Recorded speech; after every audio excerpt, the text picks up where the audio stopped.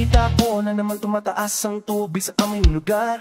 Pareho ng mga kwento, iba't ibang taon, pero saan napunta ang pera? Nangako sila sa atin ng protection mula sa paparating na bagyo.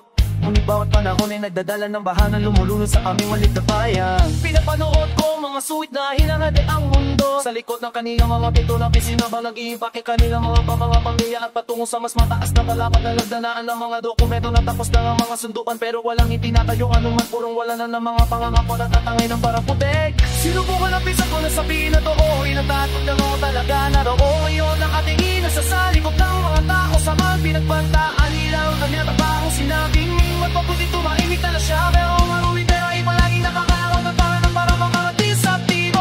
Nalulunod tayo sa kanilang mga kasinungalingan habang binibilang nila ang kanilang mga alibing. Patuloy na tumataas ang tubig, pero ang totoo pinahahalagan na di may ang katotohanan. Hindi mo pa nasisimulang lumaki ang galit. Dokumentary ko po ang lahat ng akala nilang walang nakakita.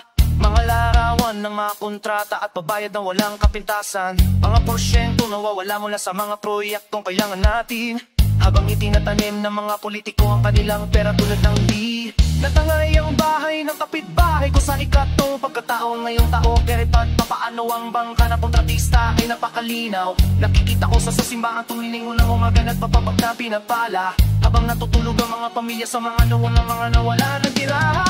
Nakuha ng kapatid ng alkalde ang kontrata na walang tama laban.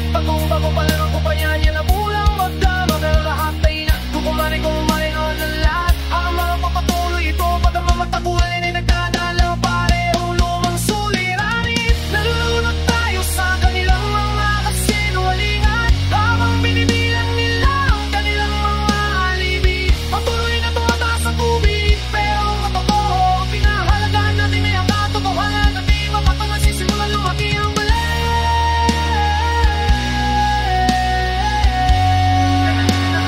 Kapag nagsisimula lumaki ang